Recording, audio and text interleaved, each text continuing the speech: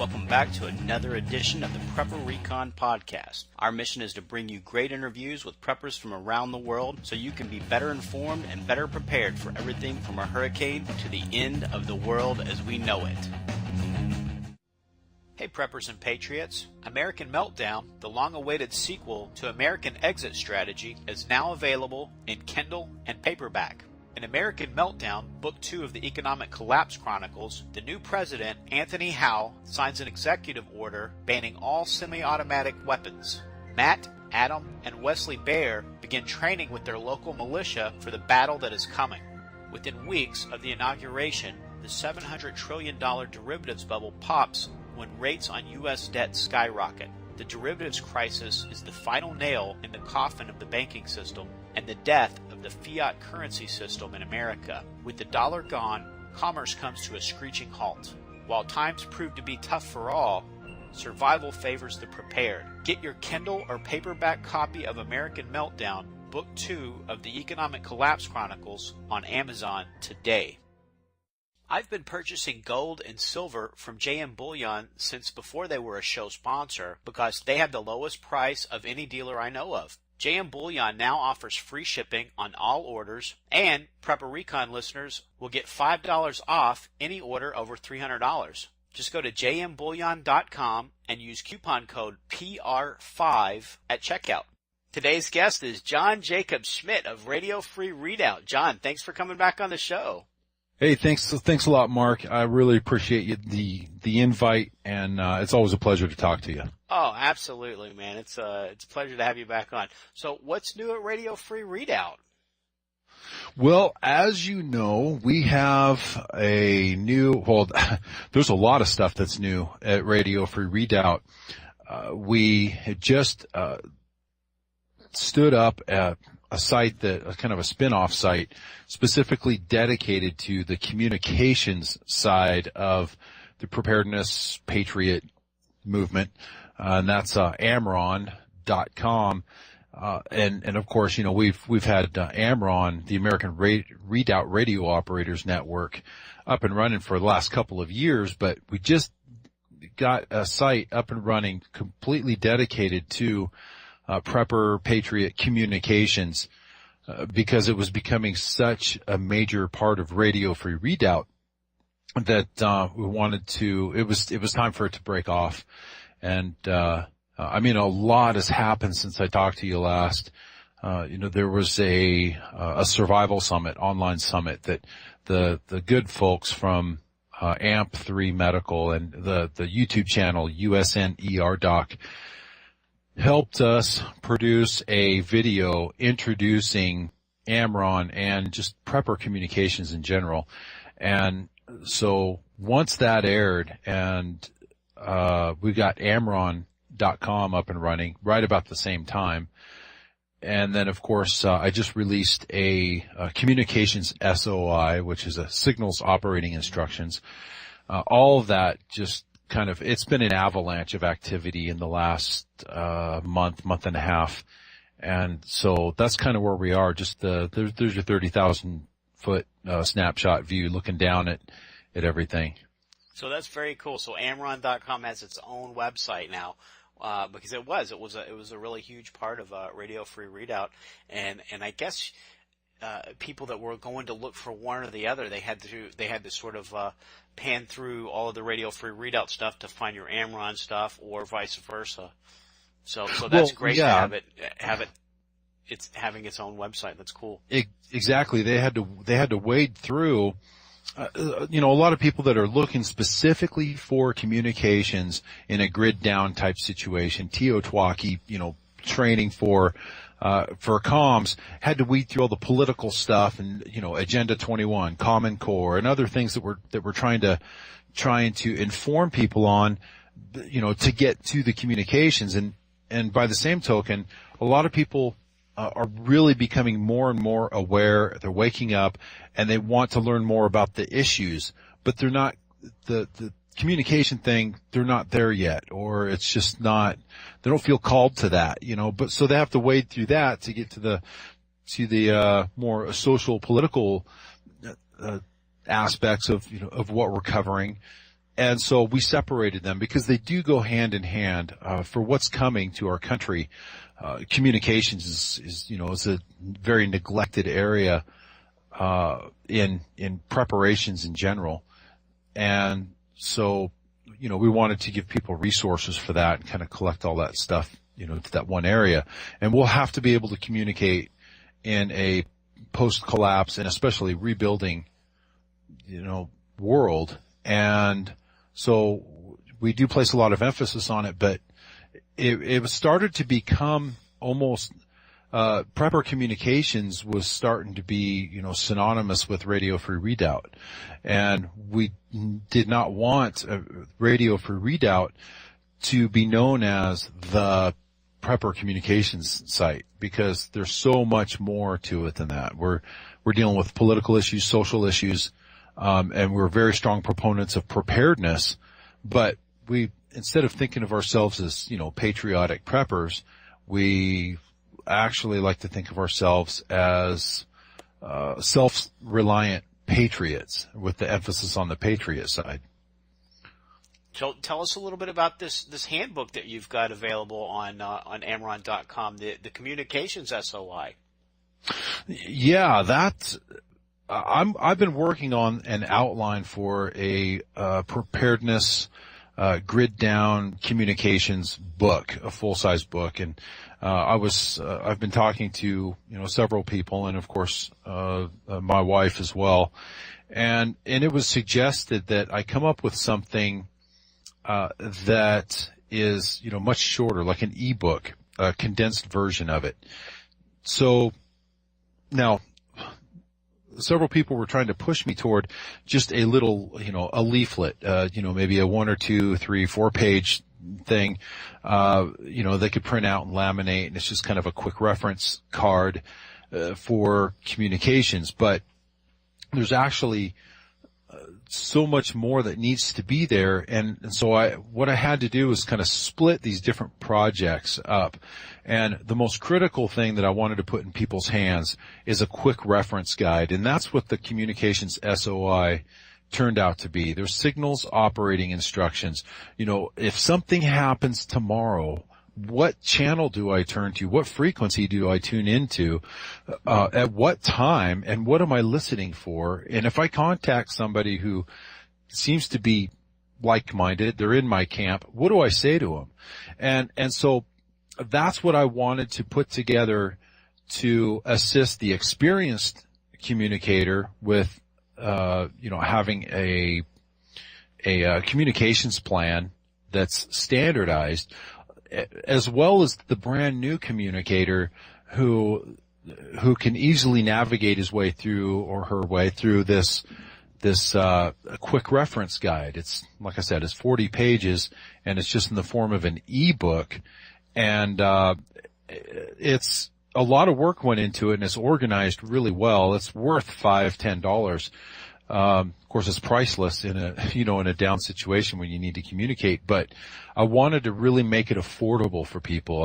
I put it up for $1.99 contribution, minimum contribution of $1.99 to Radio Free Redoubt. And, because I wanted this to be in as many people's hands as possible. And then if people want to give a little bit more, is there a way to do that? They can donate a little bit more if they want to give you $5 or $10 for it. Oh yeah, and they do. People have been just so gracious, and the followers and listeners of Radio Free Redoubt, members of Amron, they've been very generous. But there's a lot of people that have heard about the communications SOI, but that they aren't as familiar with Radio Free Redoubt. We haven't established, a level of trust with them. They're not sure really what they're getting, what the value is. And, so, and the other thing too is that a lot of people are hurting right now. And, I mentioned in the show a couple of weeks ago, there are people that are literally, digging in their couches for change for gas money, or, there's some people that have it really tough and really tight.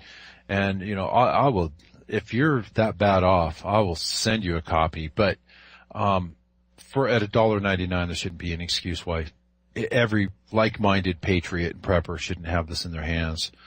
But yeah, they can obviously through PayPal on the site there at amaron.com, they can just send a contribution in through PayPal. And we also have a drop mail box. It's a P.O. box, and they can just send $2 in an envelope with their email address in there if they don't want to use PayPal. And those folks that maintain our drop mail box for us will get that to us usually within about 24 hours. And then we shoot the ebook off, the SOI, in an email to the folks so they can download it and print it out. And then we covered communications pretty heavily in the last interview, last time we had you on the show. So we'll definitely have a link for that for people to go back and listen to the last show. There's a lot of great information on there that covers the basics of communications. But while we're on this subject, do you think the government would ever shut down the internet and telephones and things of that nature if they felt like they were losing control of the sheeple? Because, we just saw last year when both parties pretty much were trying to rally up the troops and get everybody together to go invade Syria, and people started writing their congressmen and tweeting and posting on Facebook and getting involved and posting videos on YouTube and posting their opposition to another war, and we actually swayed the powers to not get involved in that war. So do you think that that's something that the government would shut down if they felt like they were losing control? Well, absolutely. Not only can they, but they have. And are they willing to? Yes, because they've demonstrated it in the past.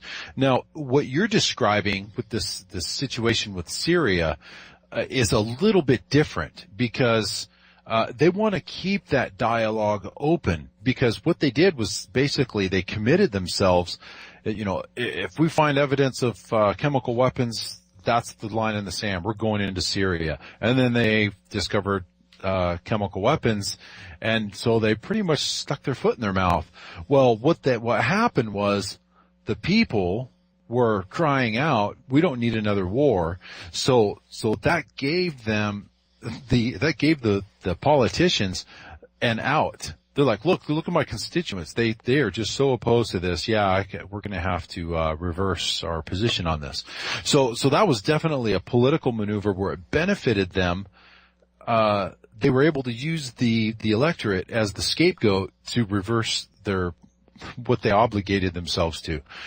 But as far as controlling the masses, to maintain control, they have used it in the past. We saw several examples of that with the Occupy movement, where they would shut down cell phones and internet service, Wi-Fi service. We do it in Iraq and Afghanistan on a regular basis. The technology is there. Without getting into, a whole lot of other, several rabbit trails we could go down, for plans and the technology and the willingness for the government, especially in an emergency situation under, Department of Homeland Security, to shut down all communications. They will absolutely control everything from, transportation systems and communication systems. And of course, the fastest way to communicate most instantaneously is through the internet and cell phone services, especially social media. So that would be the first one to go, but that would just be the first domino. See, we have a communication plan in place that is really heavily wireless radio centric. But we would have to expect that is also going to be on their radar, that they will shut that down. We've seen it in the past. Matter of fact, just last weekend when I interviewed a Polish immigrant named Leszek, who talked about his experiences living under communist Poland. And during a workers' strike, the government incorporated martial law with curfews, and there were several restrictions, but right at the top of the list, they banned ham radios, and they confiscated the crystals that they used, of course, at that time they used crystal radios, at least until the event was over. Then they, once they lifted martial law, they returned the crystals back to the people, and they continued on with the hobby of ham radio. But when a government is feeling desperate, they're going to address every and any threat possible, including radios. And that ability to communicate is up there on the list as being just as critical as turning in your firearms. It's one of those things where if you go to a worst case scenario, there's a couple things you do not give up. And one is your weapons, and two is your communications devices. Now, and I covered this in Comms Up, at least I brushed on it, and I'll just kind of brush on it right here. There's a lot of people that will not develop their communication plan beyond, say, CB radio or FRS radio, because their argument is, well, the government's just going to, jam those, or they're going to be monitoring those. They're going to confiscate radios. So, but there are just so many scenarios that we could be facing that would require us in a rebuilding process to be able to communicate with each other, that the government declaring martial law and confiscating or jamming communications, that's just one of so many different scenarios we could be facing. Our enemies, our foreign enemies, can jam our military's communications and vice versa. But it doesn't mean they just went, darn it, so much for radios, and then not have radios in their military. You have them in your inventory, and then if you do experience jamming or interception, you adjust to that. And but people use that as an excuse not to even have a communications plan, and it really is just a scapegoat. Yeah, it wouldn't be a very good excuse to not get at a computer and not be online, would it? Now, No. Have you been watching what's going on in Kiev, Ukraine? Now, Yeah, what would it take to get that many Americans off the couch? Take their iPods away. Take their iPhones away. That'd get Americans riled up. No, they don't get riled up over, over political issues. They get riled up over social issues. Probably one of the best ways to get a crowd out in the middle of the street rioting is tell them that homosexuality is wrong or something like that. But but to usher in these guys, they really got them. They're in such a bad situation financially, and they are at that level of despair where there doesn't seem to be any hope. They feel like, and of course, in the analysis of internal conflict, when you are, you're gauging the culture and how ripe it is for dissent, for civil unrest, and even civil war. It's when the people have no recourse for their grievances, and when they have legitimate grievances, and of course the economic component of that is a very powerful one. These guys are very economically depressed. There is no hope on the horizon for them to restore jobs, to restore their economy, or restore their trust in their government or the economic system, the business side of it. They are really looking for a solution as a way out, and they want to be part of the European Union. And now when I say they, I mean the people, the man on the street, because the European Union has a vested interest in helping them succeed and helping them through stimulus packages and loaning money to the Ukraine banks and start to regenerate some of their economy. Well, the government has the same offer from Moscow, from Russia, and the Russians do not play softball, And there's a lot of arm twisting that goes on behind closed doors. And the government is really trying to steer the country toward an arrangement, a marriage with Moscow. And the people are saying, no way, we want to be part of the rest of the world. We want to be part of Europe. We want to be part of the European Union.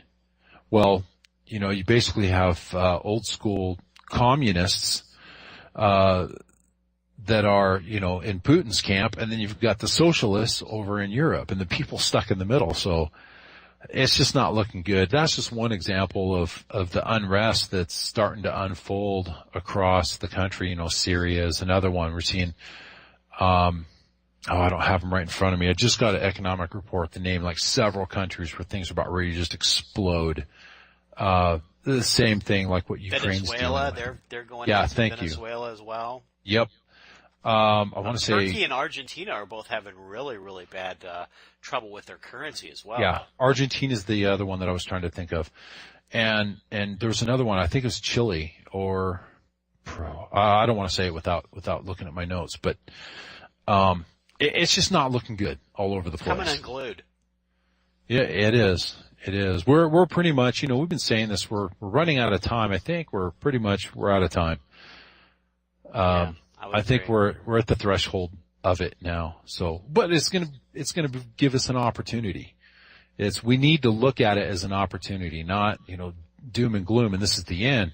This is the end of one era, but we can usher in another era and have a say in it if we are proactive about it and don't just let someone else tell us the way the new system's going to be. This is planned. This has been well planned out in advance. They have to destroy the old system so that they can offer a new system as the solution. And of course, the old system is the America that we know and love. And it's been corrupted. The whole foundation of it has been all the way down to the core. They've corrupted it. So, and it's not going to get better. So we're kind of at the same point where we're like, you know, we do need to wipe the slate clean, because otherwise it's just like a cancer. This slowly just keeps eating away at us. Yeah. And in order to do that, we need to be able to communicate. Absolutely. Now, speaking of communists, I was listening to Andrew Cuomo the other day, and you'll probably never hear me say this again, but I really liked what he had to say. Oh, really? Yeah. He said conservatives don't belong in New York. I said, amen. I've been saying that for 2.5 years. Yeah. Now, can John Jacob Schmidt say that about the Redoubt, that liberals don't belong in the Redoubt? Absolutely. Do you get fair play on that, or are they going to ridicule you and take you out and hang you if you say something like that? I've always said that liberals are welcome here as long as they sit down and shut their mouths. They had their day. It's over. It's done. And if they want to say peep, then at some point, we're going to have a fund, where we're going to be able to ship these people to New York or Massachusetts. Yeah. It'll be a two-way trade. It'll be like a prisoner trade agreement. They'll give us some 10 conservatives, and we'll give them 20 liberals. Now, there was some town in Arizona that was shipping their homeless people to San Francisco. Did you hear about that? You know, I did not hear about that, but when you said I was about ready to interject Berkeley. But I mean, they were buying them one-way bus tickets, and then the mayor of San Francisco called up and had their legal team draw up an injunction to make them stop doing it. Wow. Why? Isn't that a great idea? Oh, that's heartless of them. They actually said, don't bring any more homeless? Yeah. Quit sending us your homeless. My goodness. I did not hear about that. Yeah. How that one slipped away from me. What a riot. Now, you did a series recently on Radio Free Redoubt about the Bill of Rights. Now, why don't we learn about that in school? The federal government spent $138 billion on education last year. Now, that's on top of the money extracted through our serf-like property tax demanded by our respective counties. Is incompetence or malicious intent the reason our children aren't taught about our heritage? Well, to them, it's not malicious intent. To them, the malicious ones are the ones that are trying to keep, the old spirit of our heritage alive. We're the malicious ones. And of course, that's how communists are. They always twist things. I started to do that series, and I got through Article 5, and then several things happened, and I had to switch directions in my shows because, I was out of town on one show, and then another show I had to, re-air, a previous show. There's just some hiccups that came along, and so I need to pick that up where I left off. But, obviously they need to, they are obviously maliciously and intentionally not talking about our heritage or, our Bill of Rights because, that is a remnant of a system that is antithetical to the New World system that they're trying to usher in. Personal liberty, limited government. And really this is what it comes down to. And of course they've been doing this since the 60s, is they have to remove God from all of this. And everything, of course, all of these rights that are enumerated in the Bill of Rights are God-given rights. Now, if there's a God, then that means there is a higher authority than the state. And the state just can't let that one ride because they have to project themselves as the ultimate authority. If there's someone higher in authority than them, then that's a challenge to them. And that's the root of any resistance against tyranny. Who are you to go against the state? Because the state gets to, if the state is the highest authority, then they get to define what's right or wrong, what's good and what's evil, and what their powers are and what our limitations are. The Founding Fathers wrote that it's the people who have the power and the government that has the limitations on them. And so, you can pretty much, any thinking person can reach the same conclusion that it is a hostile and deliberate, very skillfully manipulated strategy to, discredit the writers of the Constitution and the Bill of Rights and all the entire premise surrounding, what that means. It's liberty for the people and control of the government. And it's a very anti-tyranny, system that they've been dismantling, and they have to. And you mentioned that one of the goals was to get God out of the school. Now, in Romans 1, Paul talks about God's wrath towards those who suppress the truth. And the chapter goes on to talk about folks not having an excuse for being unbelievers because creation itself testifies that there's a creator. Do you think the myth of evolution being taught in our schools may actually be inviting God's wrath on our nation? I think that there are a lot of things that are inviting God's wrath on our nation. And, if we go back to, if you read in the prophets, in the Old Testament, I was reading through Lamentations, and what was described for the future of Jerusalem falling into the hands of its enemies. Not that God thinks that, thought that their enemies were great guys and more deserving of Israel than the Israelites, but it was more of an allowing of the Jerusalem or Israel's enemies to overpower them, where God lifted his hand of protection from them and his blessing because of blasphemy and because of them completely rejecting God.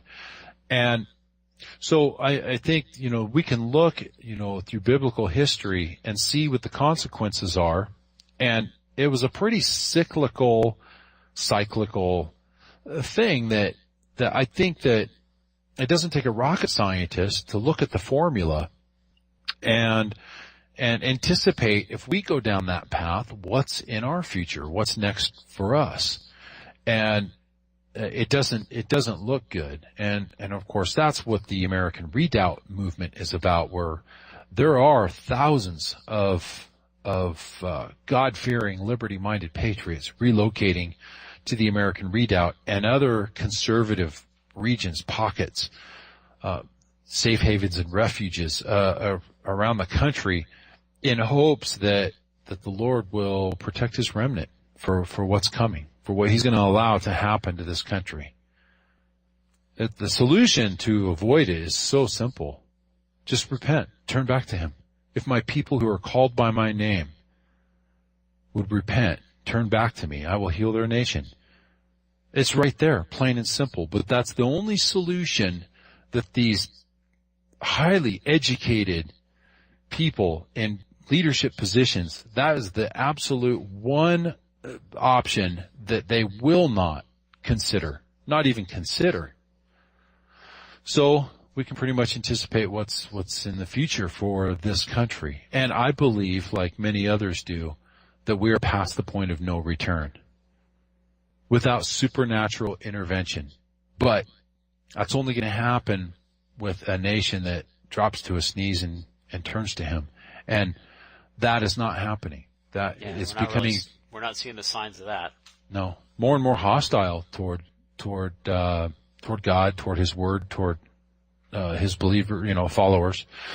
So, but it's going to be an opportunity. We hope. We pray. That's all we have. And if the public schools are becoming the communist re-education camps to brainwash our children, do you expect the government to continue to allow homeschooling? Well, they are, what they will do is they will allow it as long as you abide by the same criteria that you're trying to guard your child from. California is a great case in point where, you have to be, what they're trying everything they can to be able to say with their words, we allow and support homeschool, but they're undermining everything the motives for homeschoolers, like in California, for example. You have to be a certified, state certified teacher, just like, a teacher at school. You must teach this for us to recognize your curriculum, what's the word? Not credentials. I'm drawing a blank here. For them to, they dictate the curriculum, accreditation. Okay. Yeah. So you have to teach them to be accredited. You have to teach this curriculum.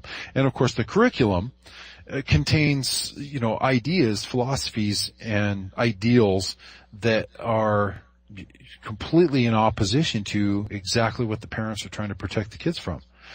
A pro-homosexual agenda, an anti-God agenda, a anti-family agenda, a pro-globalist global citizen as opposed to nationalistic, American citizen approach. And so, they'll allow it so that they can say they do, but then they will restrict it so heavily that it will be impossible for you to legally teach your child the way you want them to, and protect them from the things you want to protect them from. And it may just be sort of an incrementalism too, like we saw in New York, where for prior to the Sandy Hook shooting, you could have a 10-round magazine, and then afterwards they passed the ban to where you were only allowed a 7-round magazine, and then I'm sure the next crisis opportunity they get, they'll probably cut it down to a 3-round magazine, and then it'll be a single barrel, single shot shotgun, and then it'll be a sharp stick, and then your stick won't be allowed to have a point on it. Yeah, exactly. It's that creeping gradualism. And, the folks, as much as we would love to see, patriots, get out of there, like Cuomo said, conservatives don't belong in New York. I would like to see, two things. What I would really like to see is America restored. I would like to see this entire nation return to its roots. But there are certain parts of this country that has no interest. By and large, the demographics in certain states in the American Redoubt are, a negative image in reverse mirror. I want to say the mirror image, but only in negative form, to New York, where what I mean is what's the word here? There are as many conservatives, let's choose a state, Idaho, as there are liberals in New York. The offset, or they're just polar opposites. There is a left-wing agenda that will only be able to go so far in, say, Montana or Wyoming or Idaho, where it's the opposite in other states. My point is they're not interested in returning to Americanism. And that includes all of New Europe. Well, New England, we call New Europe. And, or California. The coastal areas, by and large. I don't know, maybe that salt water does something to their brains, but, liberals seem to cling to the shorelines. Yeah. We're really sort of two different countries now, aren't we? And the liberal and the conservative, and I can't really say Democrat and Republican because there's plenty of Republicans that I'd really rather not share the country with either. But there's really this divide to where we've really hit this almost like irreconcilable differences, and we just don't agree on anything on the size of government, what our children should be taught, what government's role is, or cultural and moral values. What should be played on television. We just don't agree on anything, and I just don't think that we're ever going to be able to hash that out and really come together and have any type of an agreement. And I think that probably the best scenario that we could have is to have a two-state solution, maybe more than two states. Maybe we need a three-state solution. I think our founding fathers actually had in mind for each state to be much more sovereign than what we see now. And maybe in that regular constitutional republic that we originally had hashed out, maybe we could have coexisted under that, where everybody in New York can do what they want to do, and the folks around Idaho and Montana, they can have a more conservative lifestyle. Well, it would actually be much more. We are so polarized now. And the differences, the gap is widening by the day, it seems. And, I've heard people say, maybe a two-state system would work better, but it's going to be different than that. Actually, if you look at the demographics, there will be, at least 4 states. The Northeast, California, the Southwest, is demographically largely, Central American and South American. Demographically, I've said this before, that will become another nation state at some point in the future. It might not be for 25 years, 50 years, 150 years, but at some point in the future, that is going to happen because we're experiencing a very strong balkanization in America. In the inland Pacific Northwest, or the western states, minus the coastal areas in California, generally very conservative, and generally Christian and conservative, and generally rural. Texas is another area, but there's a lot of people that are moving to the American Redoubt because that is on its way to becoming a blue state, and that is if they don't blow the borders wide open with this amnesty program. So it's already headed that way. The Appalachian area is another very conservative area that's demographically based on religious views, political views, very, very much different than the states to the north of it, when you start getting up into New Europe. So there is no way once things break, I can't see the United States being restored the way that we've always known it. It would defy every historical example that we have. And when you look at history, you can pretty much anticipate what the future would look like by looking at history. And there's no historical precedence for a country to be this polarized, this balkanized, and divided and volatile on the edge of a collapse of the economic system. I mean, once things start triggering,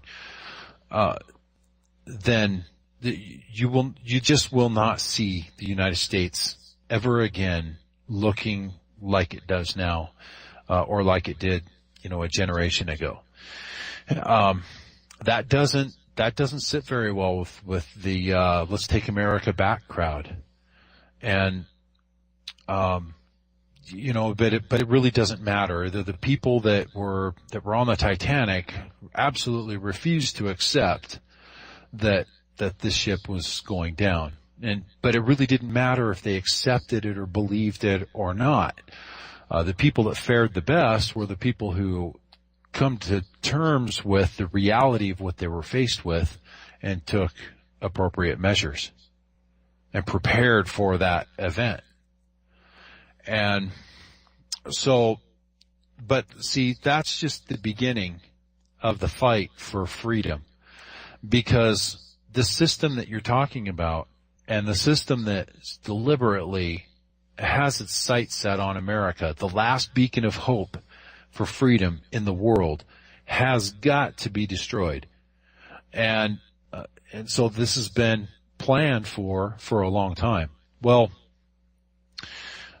if we do like you say, look, if the liberals in San Francisco and California want to have their liberal utopia, why fight them? Let them have it, and we'll just have our stuff here in the American Redoubt. We'll live how we want to live, rural, Christian, down, of traditional American values and ideals, and we'll just leave each other alone. But this is not possible, because what they are proposing is ultimately statism, which means tyranny, which means oppression.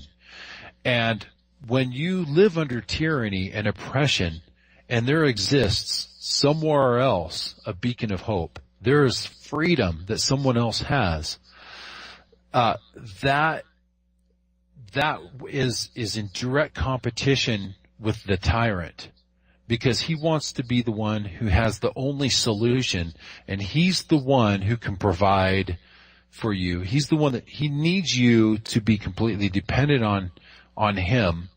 And if there is some other alternative out there that offers freedom, people will always be drawn toward freedom and toward liberty.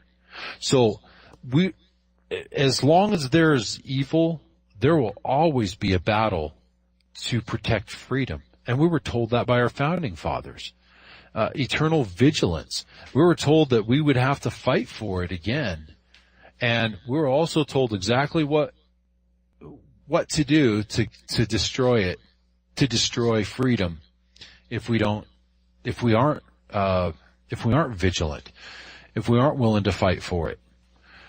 And so anyway, yeah, that's just going to be the beginning, because they just won't be able to stand freedom existing somewhere.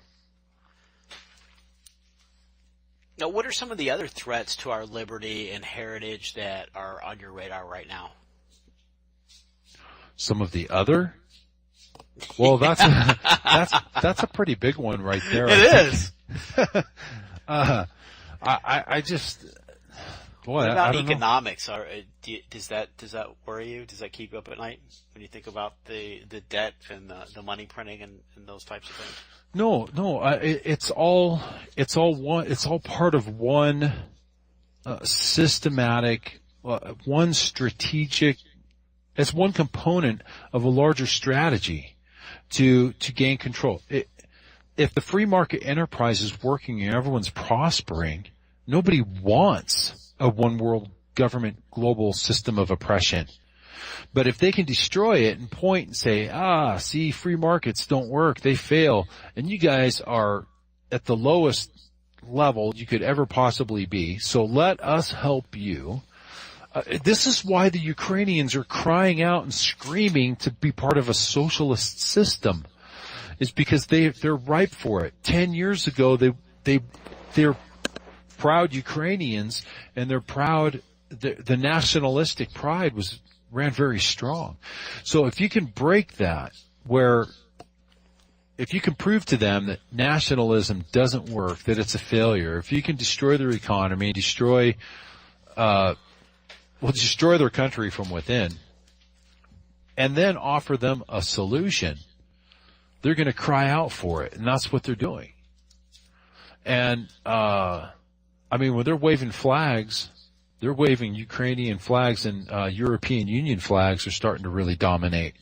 More and more people are waving a flag of an international community instead of their own. And they want Americans to wave the international flag. So they need to finish bringing down the United States economy so that they can usher in a solution. And that is, one world currency, one world system.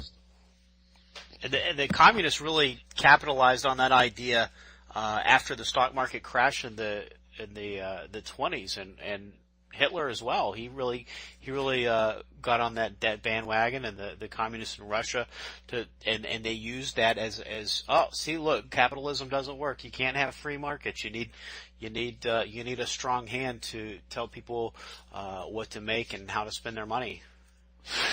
Yeah, it is. And do I see that as a threat to our liberty? Yeah, but it's part of a bigger threat, but it's mathematically impossible to fix. And we keep printing more. They just voted to raise the debt ceiling. Again. And the Republicans were in on that as well. Yes.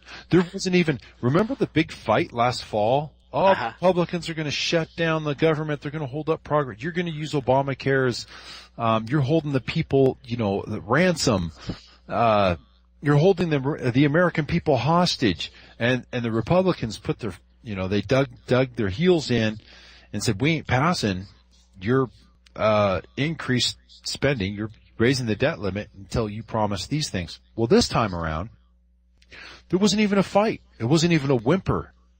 There was no threat of shutting America down, shutting the government down, holding the people hostage. They all just went lockstep. Didn't even make the news. No. There was a little blurb about Obama signing the debt ceiling into law, raising the debt ceiling, approving it, putting a signature on it. And it was just like over before anyone even knew it. And really, at this point, it doesn't matter. At this point, they could vote. They could sign some piece of legislation to give them the ability to print out $5 or $10 trillion a week. It doesn't even matter at this point. Yeah, they had that silly. They were going to make a platinum coin. It was going to be a $1 trillion coin. Yeah. Yeah, they had that silly thing. I know. There is, if they stopped borrowing and stopped printing money today, it would not change a thing. That's the end of part 1 of my conversation with John Jacob Schmidt of Radio Free Redoubt. We'll have part 2 of that conversation on the next broadcast. God bless and happy prepping. Hey Preppers and Patriots, I love getting your emails. I love the words of encouragement and the recommendations. I'll be starting a reader mailbag segment soon, so send your questions and comments to mark@prepperrecon.com and I'll answer them on the air. Whether your plan is to bug out or bug in, campingsurvival.com has all of your preparedness needs, including fish antibiotics, long-term storage food, water filters, bug out bags, and first aid kits. Use coupon code PrepperRecon for 5% off your entire order at campingsurvival.com.